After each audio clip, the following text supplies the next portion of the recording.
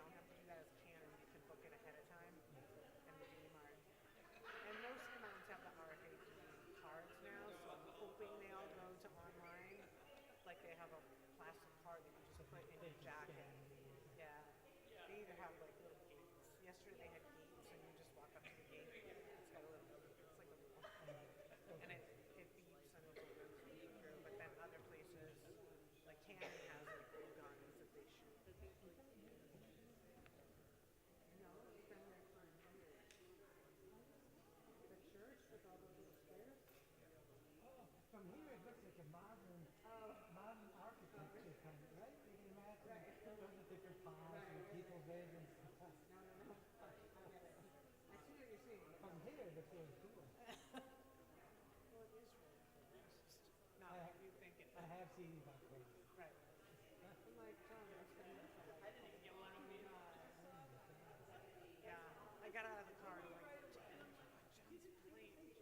I have something else. I'm missing it. I know, and the fast session. I gotta bring it fast. There you go, at the party. I mean, it could be mine, but I'm not thinking when I miss it. It's a navy blue. It just screams John.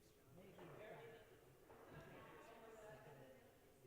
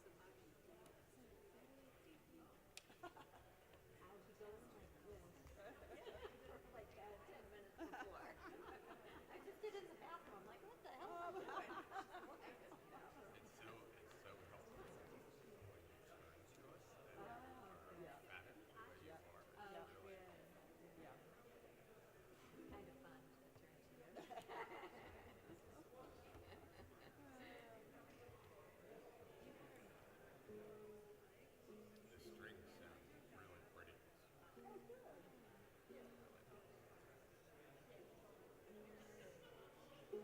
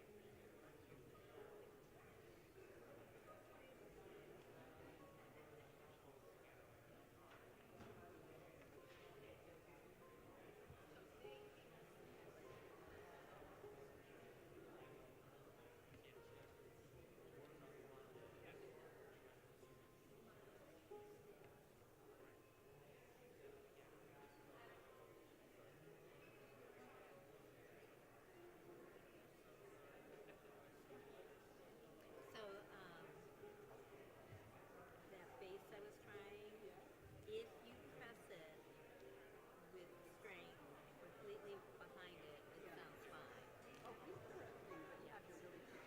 You have to really push it down, and you have to be right behind it. So you have to be, I'm like, so like user, like I am like, I can be, well, on my bass I'm right here, so it seems easier, but to be right there, I'm not used to being right there. Right, right, because you're, yeah. I think. Whenever I'm like trying to like hold things down, it's like, that's your hand. Oh, he does. Down so hard.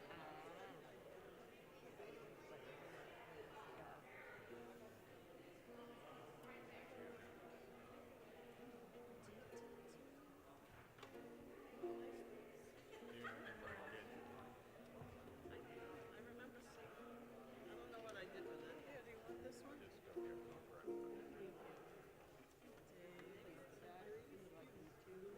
Oh, there's Lee.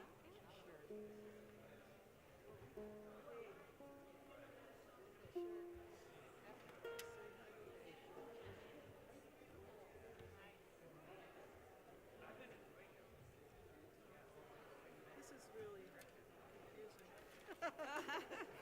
So many moving parts. Just lay it on. I think so, but we're moving stands, and that's true.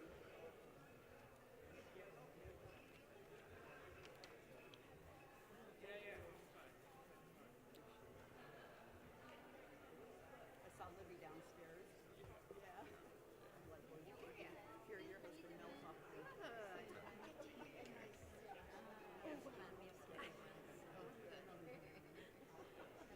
You can watch it online. Give me a Respite for my soul on old one, but there's still one DVR which you never first. I know it's going to be turning on Wednesday. Oh, nice. That one I've definitely heard.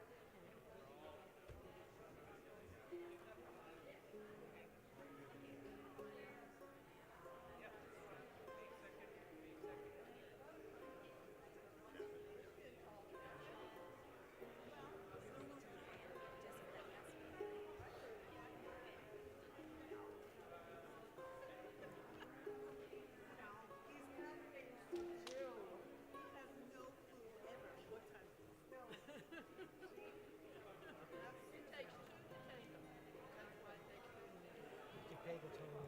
Pay the toll. I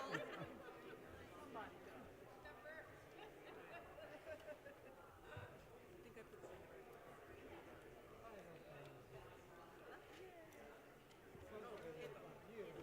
And also, I didn't have to do that. It's like, you find the music, you put up the whatever lower pages.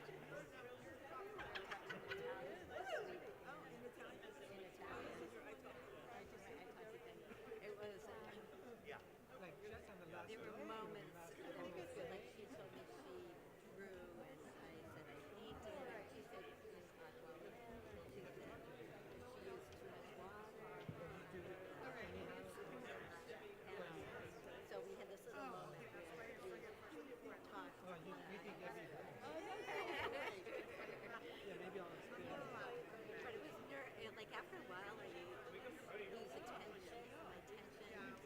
exhausted. Oh, it's exhausting. Heidi was one year. She went to back for like 5 week long immersion program there, and it's really beautiful.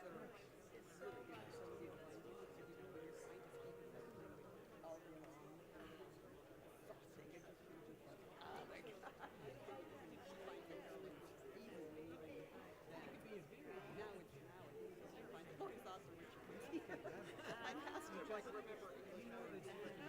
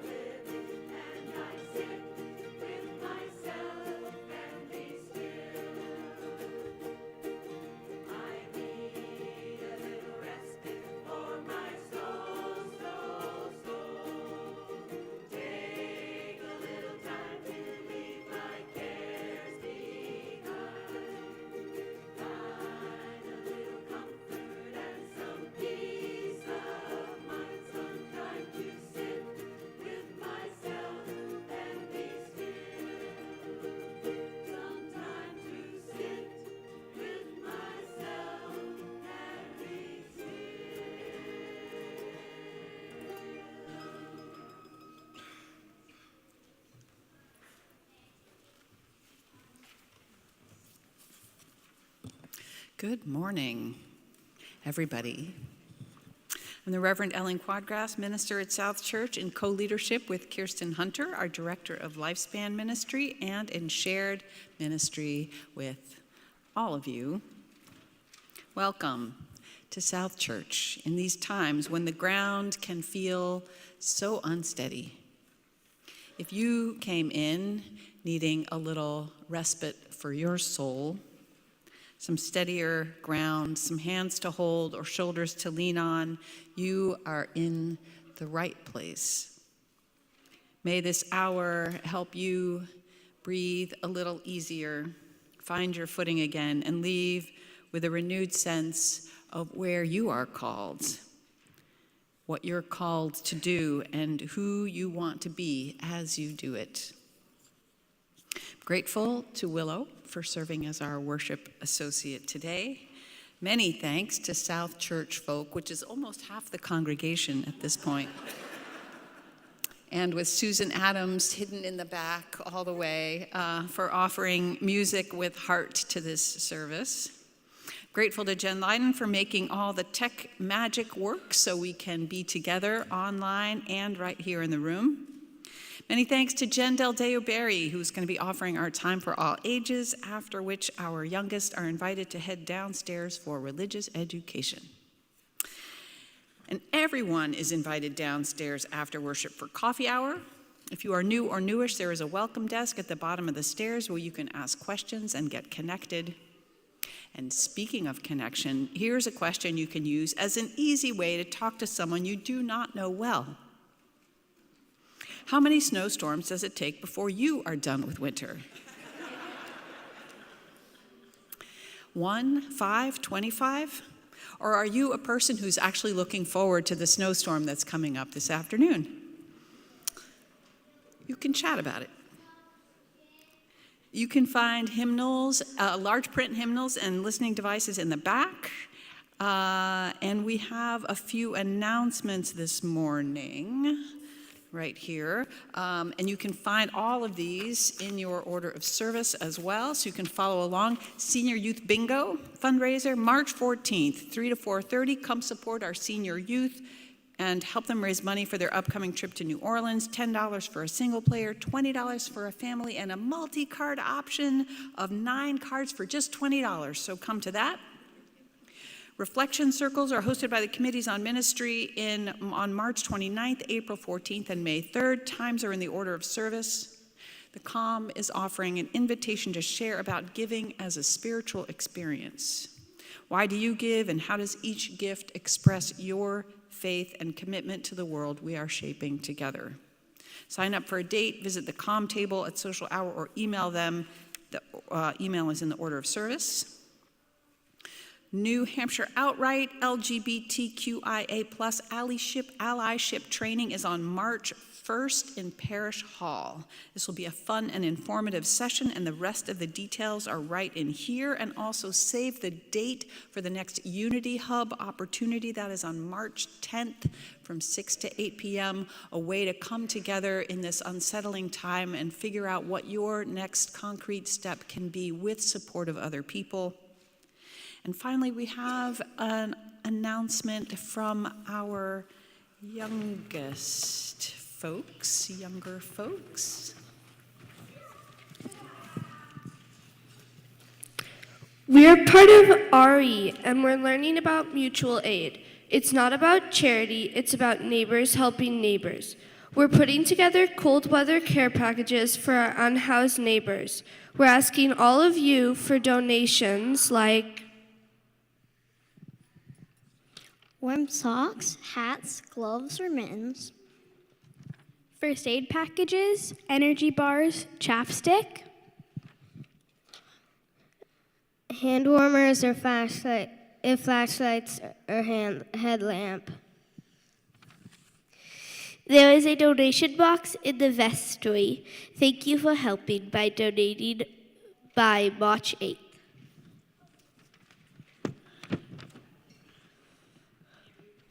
Thank you. Fabulous. And again, the details are in your order of service. Oh, we have one more quick announcement. Good morning. My name is Liz Ford, and I am one of the members of the Pocket Garden Committee, which is why I'm wearing this lovely necklace.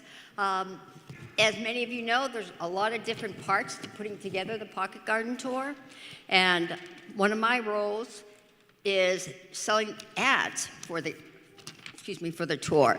This is an example of our ticket, and we sell ad space on both sides of it, and that's one of the ways we raise money. Obviously, the biggest amount of the money comes from ticket sales, but by selling ads, one of the things that does for us is it really guarantees us a certain amount of money that we know we're going to cover all our costs.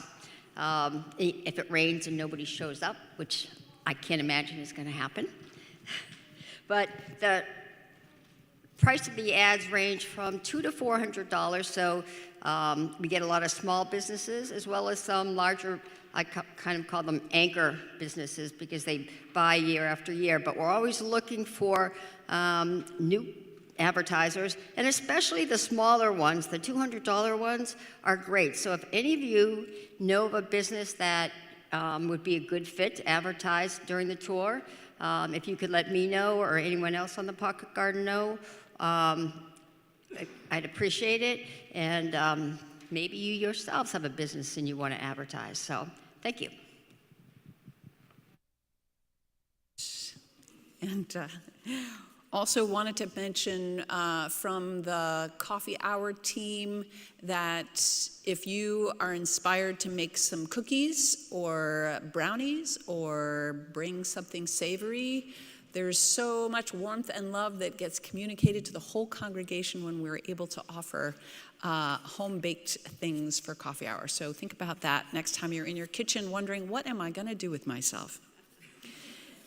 And now we have a testimonial from Greg Burdwood about being a pastoral associate. Thank you, Greg.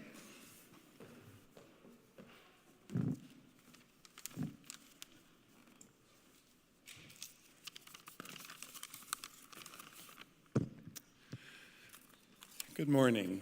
My name is Greg Burdwood.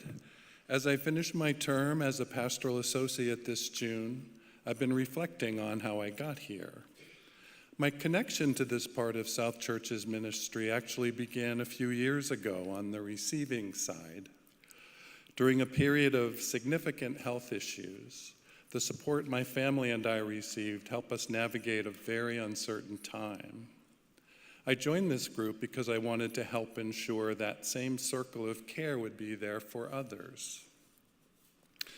We are one branch of our shared ministry serving alongside our learning, worship, fellowship, and social justice associates. As pastoral associates, we work in close relationship with Reverend Ellen and Kirsten to broaden our church's reach of compassion. In our role, we focus on the wider network of care. We connect the tangible needs of our members with the generosity of this congregation. Whether it's organizing meals, rides, light chores, or coordinating memorial receptions, we help manage the logistics of our community's kindness. Also, when Reverend Ellen or Kirsten identify a member who might benefit from extra support, we step in to offer that intentional outreach.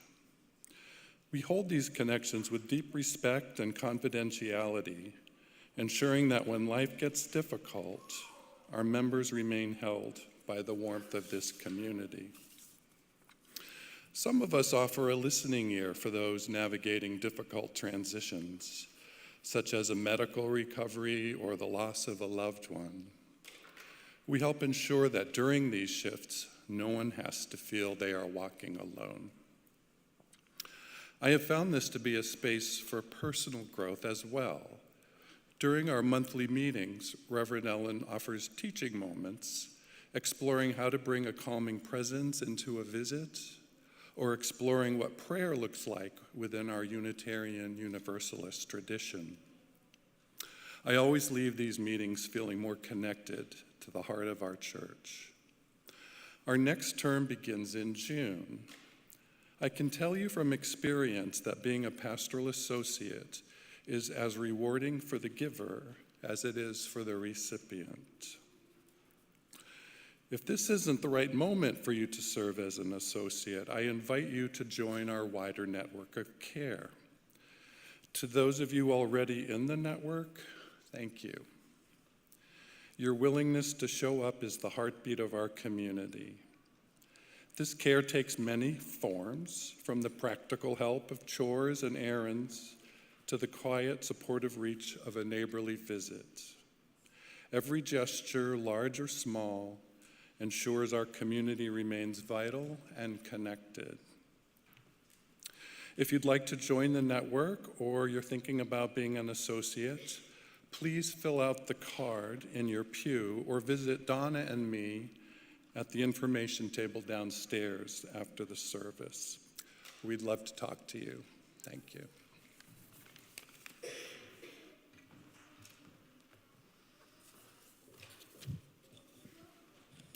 Thank you, Greg.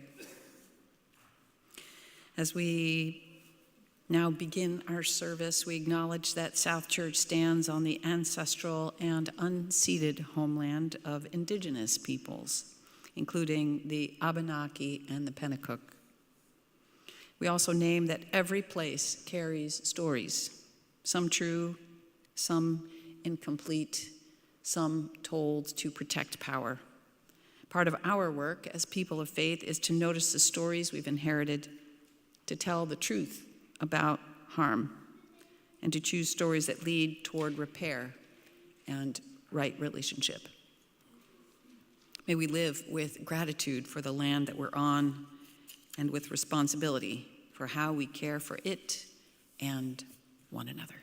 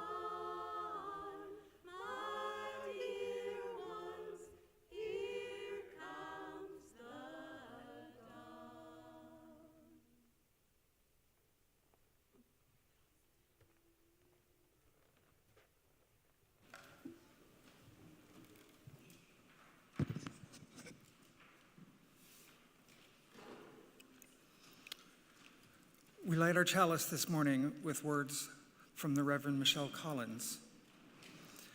We kindle this light for the work that takes time, the seeds unseen rooting, the tide's patient carving, the small turning of heart toward open ground.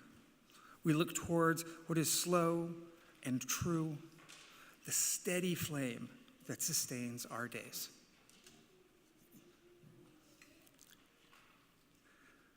Please rise in body or spirit to join me in the reading of our mission statement. At South Church, we nurture spiritual growth through worship, learning, and community. We celebrate the worth and dignity of all people, and we inspire one another to act on our faith in the larger community.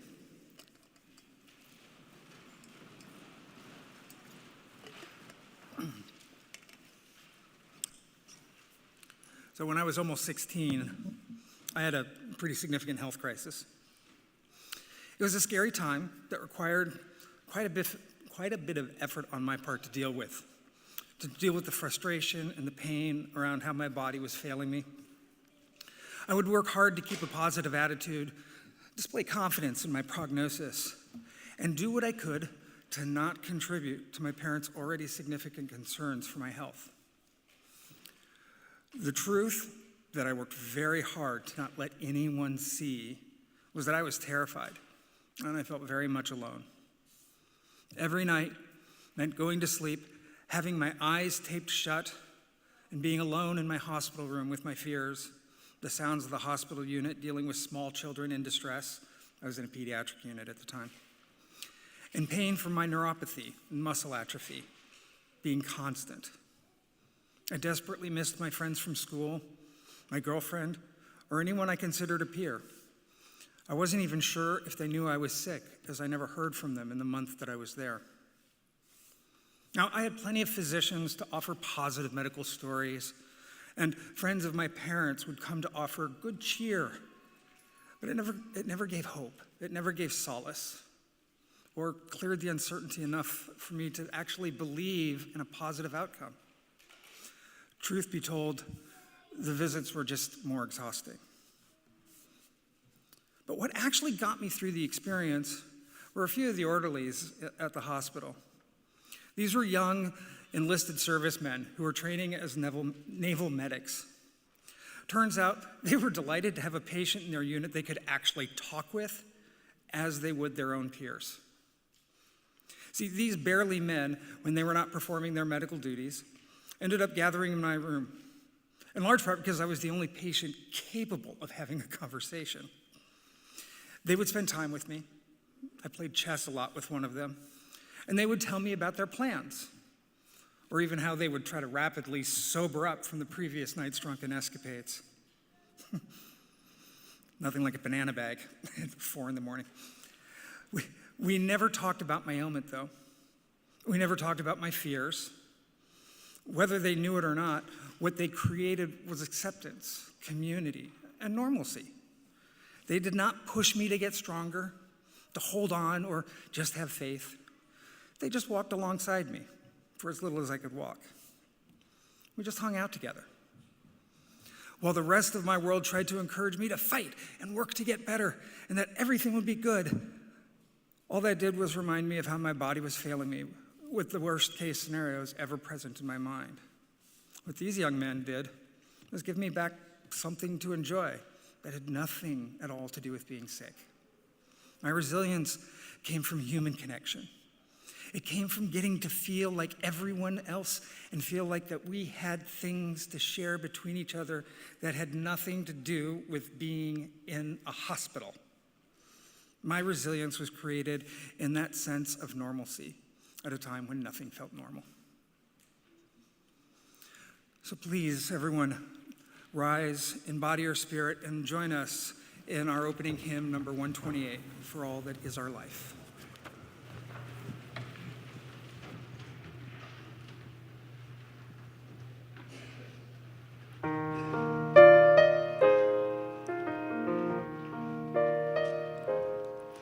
For all that is our life, we sing our thanks and praise. For all life is a gift, which we are called to use to build the common good and make our own days glad.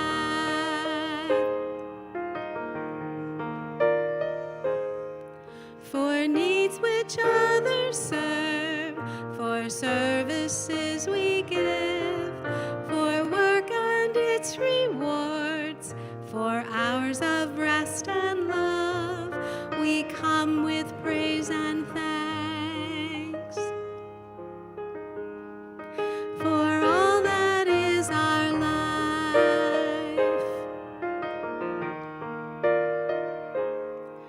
for sorrow we must bear, for failures, pain, and loss, for each new thing we learn, for for hours that pass, we come with praise and thanks.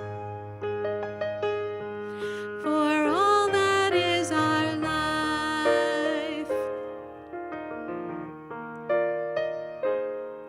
for all that is our life, we sing our thanks and praise. For all life is a gift, which we are called to use to build the common good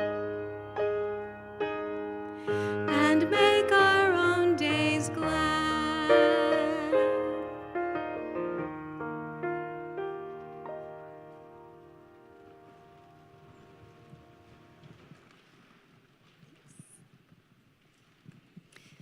It is time for a story. So anybody who would like to experience that story in this charming space, kids, adults, anybody, come closer.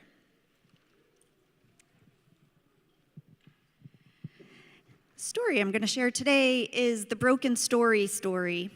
It was written by Reverend Christina Leone Tracy.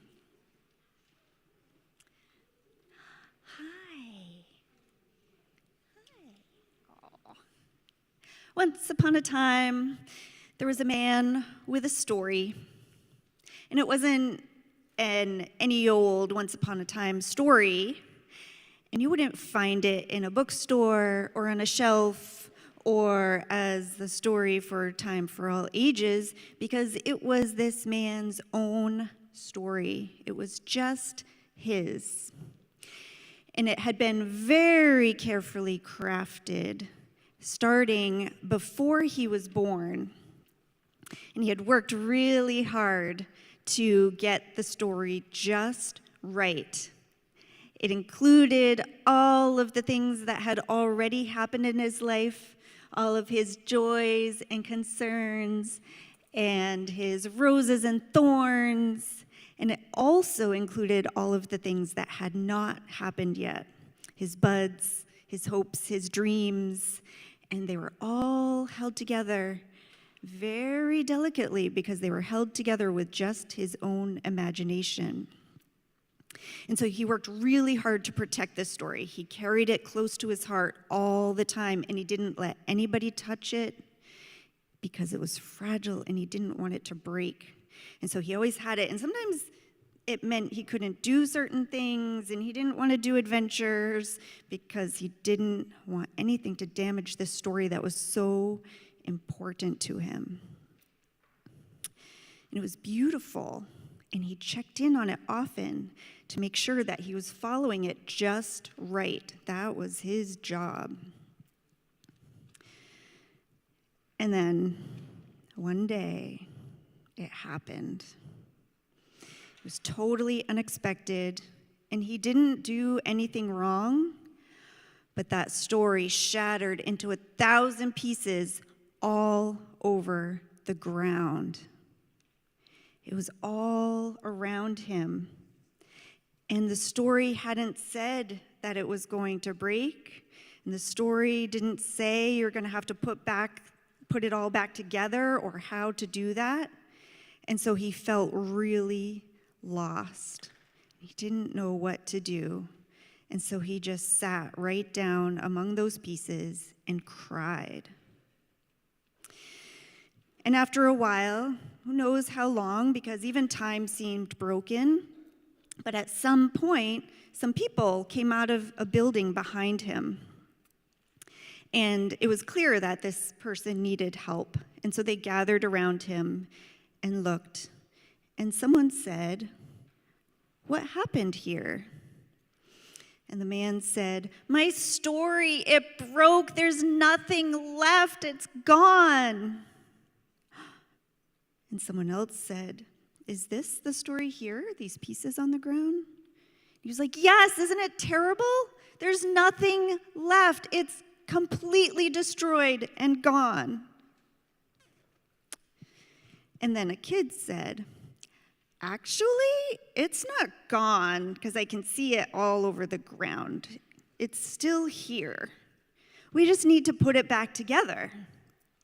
"Put it back together?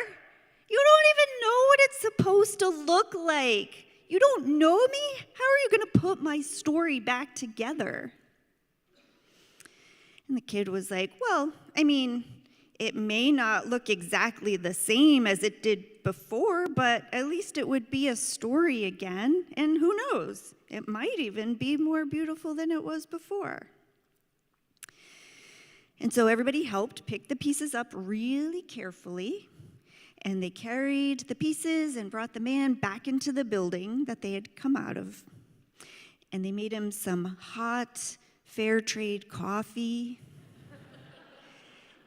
And they sang to him a song that was something like, "You've broken your vows 1,000 times. Come, yet again, come." And the music was soothing, and the coffee was warm and delicious, and the people were friendly. And together, they all worked on putting this story back together. And it took days and weeks and years, but eventually, there was a story rebuilt for this man. And it didn't look the same as it had before, but this time, it wasn't delicate because it wasn't held together with just his imagination this time. This time it was held together with the imagination and support of a whole community. And so it was strong and flexible, and people could touch it, and there was even room for adventure and the unknown. And that is what happens when we share our stories with community. So now, let's go downstairs for some exploring.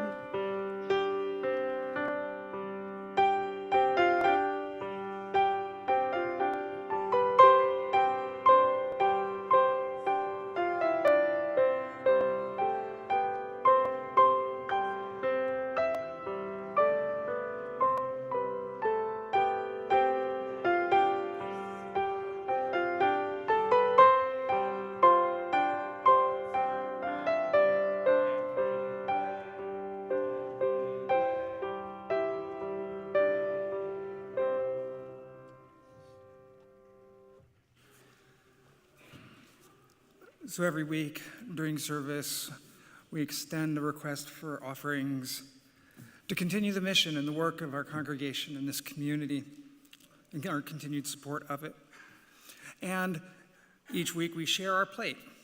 And this month we have selected the Black Heritage Trail of New Hampshire, whose mission is to bring the area's African American history to light, fostering understanding and appreciation that inspires stronger, more inclusive communities.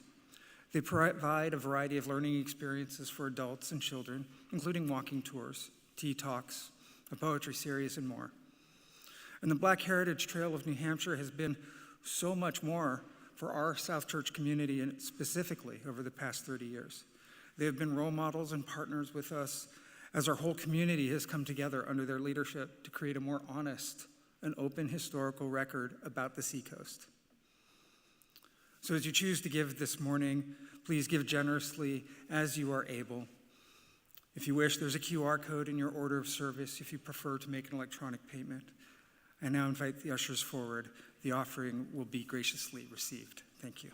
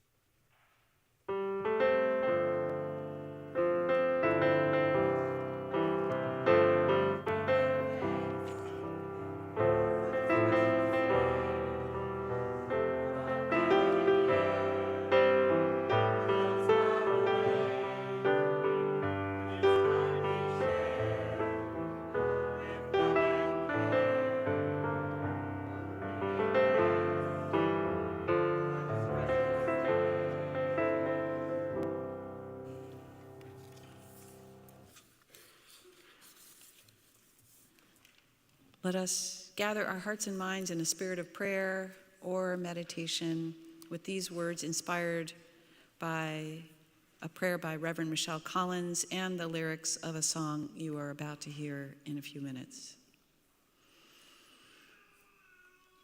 Source of love, spirit of interdependence, we bring what is real, not what is polished.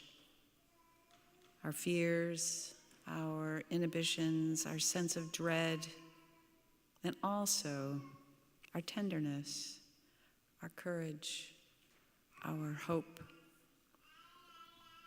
Now is the time, not to force ourselves to be fearless, but to loosen the grip of what isolates us.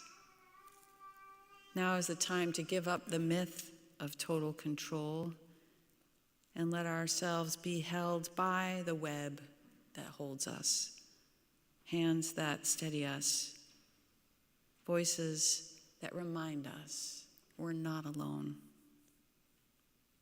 If there is resistance in our souls, may it be blessed. It has tried to protect us. And still, may we find a small release, enough space to receive care, enough room to lean and be leaned upon. May we let go, throw away even what has grown too heavy, that which tightens our chest or narrows our vision, what no longer serves love. May we let go burdens we were never meant to carry alone. Shame that says we should be fine by now. A fear that tells us we need to do it all ourselves. May this be a place where we fall into grace. Here, may we remember the light and the beauty that we are, and the light and beauty in one another, even when we cannot comprehend the whole picture. May our laughter break through grief, and our borrowed courage, when our own runs thin, become the arms that hold us with care and tenderness. Blessed be the bonds that hold and keep holding. May it be so. Amen. As the music begins, you are invited into a few moments of personal meditation or prayer. Or if you like, you may come forward to light a candle for a joy you want to honor, or for a sorrow or concern you're carrying for yourself or for someone you love or for our wider world. If you prefer to remain seated, you are welcome to simply hold a candle in your heart.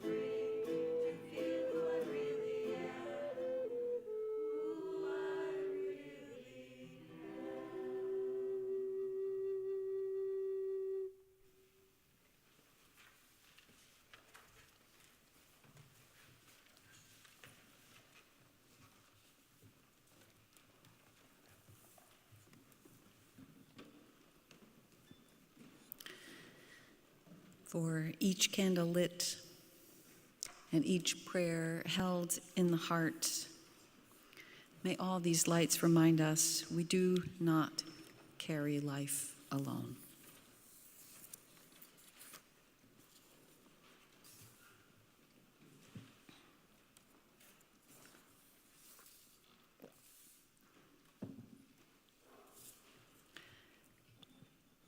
When Amy Purdy was 19, she was full of hope and ready to take on the world, or at least to travel it. She flew off to a place with snow, brought her snowboard, found a job as a massage therapist, and for the first time in her life, she said she felt free, independent, and fully in control of her life. Until 2 days in, she went home with a fever, then promptly landed in the hospital with a case of bacterial meningitis that almost killed her. Over the course of the next 2.5 months, she lost internal organs and both legs below the knee. When she finally left the hospital, she said she felt like she had been pieced together like a patchwork doll. But the truth of what had happened didn't fully hit her until weeks later when she saw her new prosthetic legs for the first time. That's when the shock of it landed. She describes bulky metal bolted pipes and a yellow rubber foot, nothing like what she had imagined. She strapped him on, stood up, and thought, how will I ever travel, adventure, or snowboard again with these? Then she went home, crawled into bed, and stayed there for months. Things happen in life. Something unexpectedly sweeps in and turns everything upside down. It happens politically, it happens personally. You lose your job or get displaced by a bot. The divorce is final, papers in your hand. You realize we will not regain the energy you lost before that illness. The country you thought you knew is showing signs of itself that leave you furious, unsettled, and scared, or all three. It can seem like the dawn is a long way off. Something sits on your chest and you're not sure that feeling will ever go away. Things happen in life that would make anyone want to crawl under the covers and not come out for months. And sometimes what makes it so hard is not just what happens with our bodies or our lives, it's the stories we tell about it. When what's happened is life-altering, the first stories that flood in are not always helpful. Stories like, it's over, can't do it, I'm done. Or, nobody gets it, you don't understand, I'm alone in this. Or sometimes there's this, the harshest story of all, it's my fault, I should have done this, I made that mistake, I brought it on myself, I deserve this somehow. Oh. Stories like these are not benign. They're fueled by pain, architected by pain. They are warped from the truth, but just close enough that sometimes they sound real. They can be sticky, too, at least for a time. In Buddhism, there's a teaching with a simple image. It's called the first arrow and the second arrow. And it has everything to do with how resilience can work. Because the first arrow is the hard thing itself, the loss, the diagnosis, the conflict, the betrayal, the phone call you did not want. The first arrow is what happened. The second arrow is the one we shoot into ourselves afterwards. The extra pain we add to the story. Sometimes that second arrow is that finality idea that nothing will change. Sometimes it's isolation. Nobody gets it. Sometimes it's blame. It's my fault. I deserve this. The first arrow hurts. The second cuts deeper. So then the question of resilience becomes, what helps us loosen that second arrow? We can't prevent the first, not in real life. Stuff happens. But that second arrow, what helps us widen the story enough so that we can breathe again, even while the first one's still lodged in our worlds? Sometimes in church, there's a very well-meaning, a temptation to leap to an uplifting reframe, to fix the story quickly, to move toward the light. We tell someone who's stuck in self-blame, don't be so hard on yourself.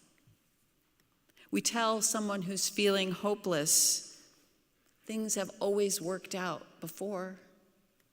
We tell a nation watching its self-story falter, in the end, maybe it will be better.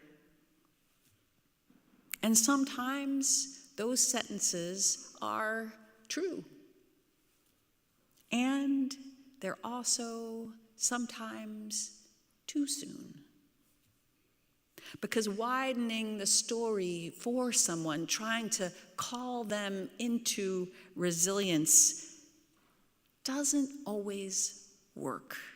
Like those people who tried to cheer up Willow when Willow was in the hospital. Sometimes those well-meaning efforts bounce right off, not because someone doesn't want to be shifting their focus, but because they're not ready, because the grief is too fresh, because the fear is too loud, because what someone needs sometimes is not perspective, it's presence. Brene Brown made a little video some years ago that demonstrate this difference. In it, a young fox has a cloud over her head that's raining right on her. She's fallen into a dark hole. One friend looks down into the hole from the top, chewing on a sandwich, and says, "Ooh, that looks bad." And then, "Hey, want a sandwich?" And then proceeds to paint a silver lining around her circumstances. But another friend does something different. Bear climbs down into the hole and says, "I know what it's like down here. And right now, you're not alone." Then Bear pulls out a cloud that looks a lot like Fox's and puts it over his own head, because to meet someone in their pain, you sometimes have to touch something in yourself that recognizes it. "I don't even know what to say," Bear says to his friend. "I'm just so glad you told me."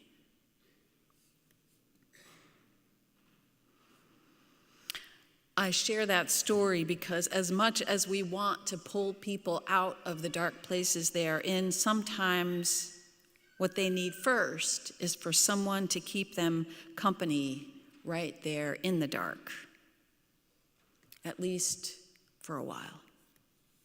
Sometimes, like the man in our Time for All Ages, when the pieces are shattered and on the ground, a person just needs to sit beside them and weep for a little while. And having someone tuned in and there with you, that can help. Thinking back to Amy Purdy. I cannot know what happened between her diving under those covers and then what came next. Was there physical therapy? Were there doctors? Were there family members? Did someone stop by and play chess with her or tell stories about escapades from the previous night? I don't know. But I know something happened, because one day she could see past her clouds. Her story got wider. Those prosthetic legs were not hers. That was true. But that also meant, she realized one day, that they could be changed, which also meant, she realized, she could be whatever darn height she wanted, depending on who she was dating, she said. It meant her feet would never get cold again, even when snowboarding.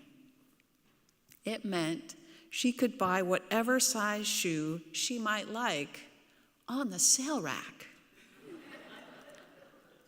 Clearly, humor had returned. Eventually, she could see her life did not necessarily have to be smaller. It was different. And different still had choices inside it. A wider lens made room for a new kind of agency within her. Her life became bigger than that bed.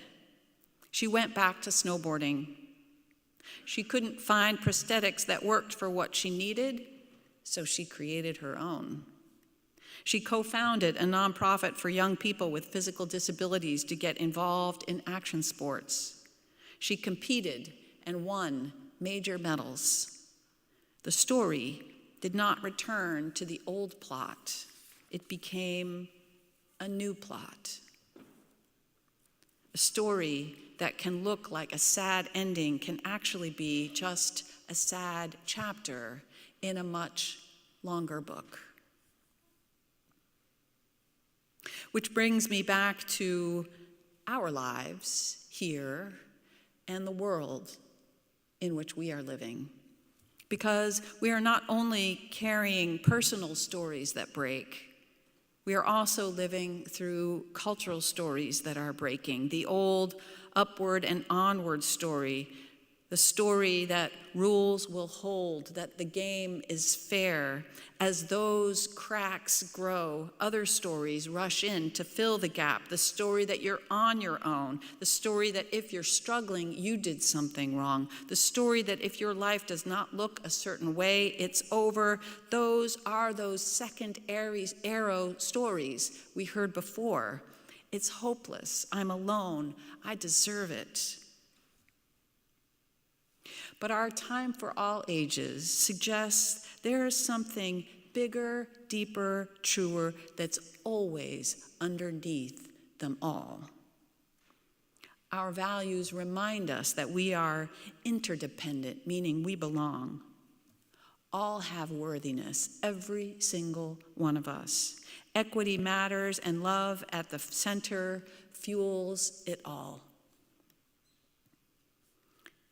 We belong to each other, and this community is one place to practice that reality into being.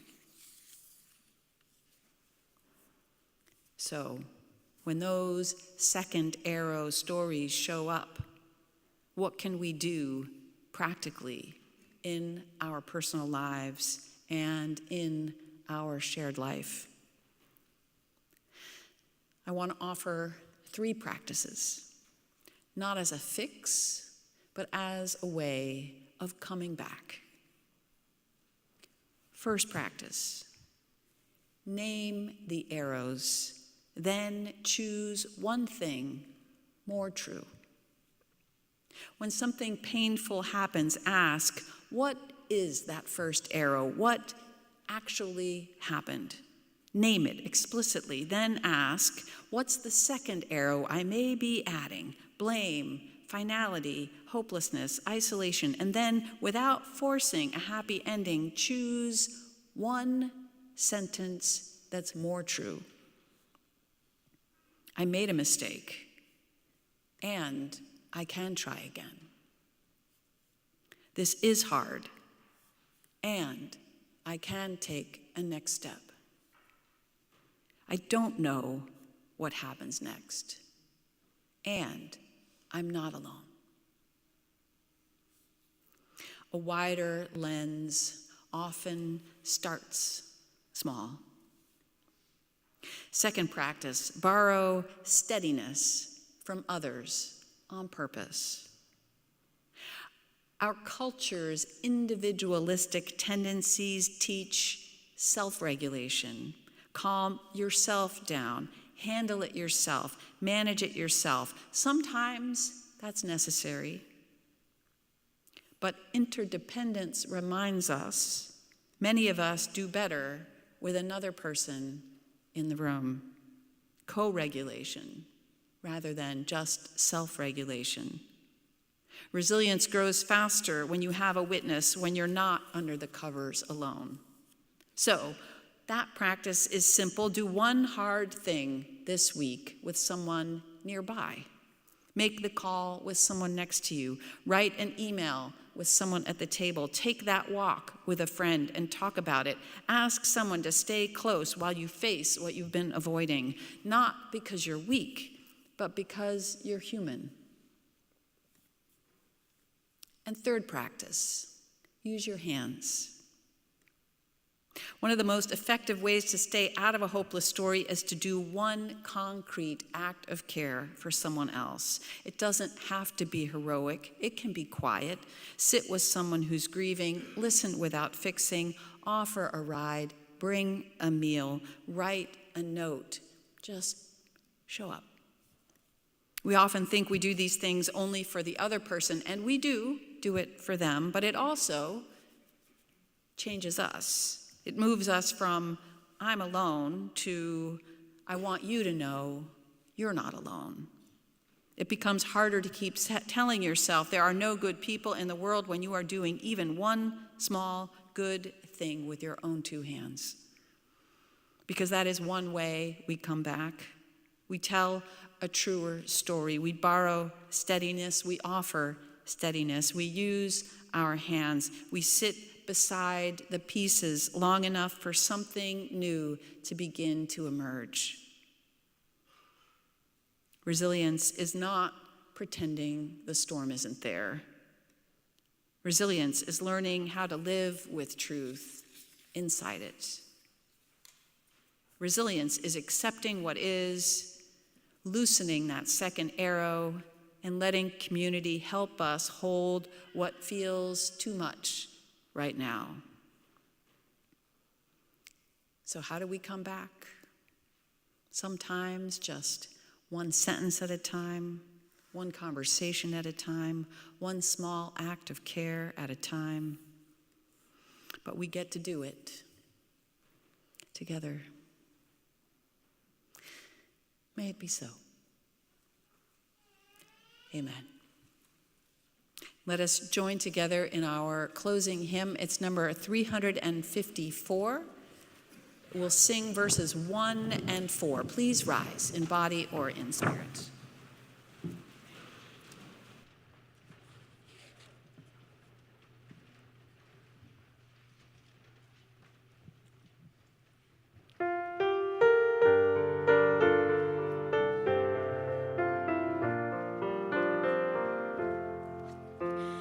We laugh, we cry, we live, we die, we dance, we sing our song. We need to feel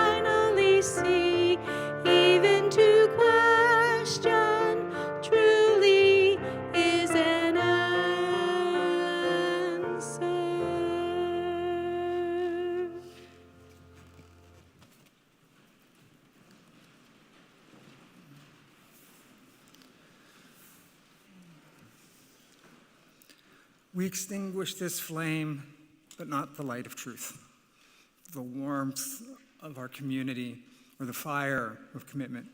These we carry in our hearts and out into the world until we are together again.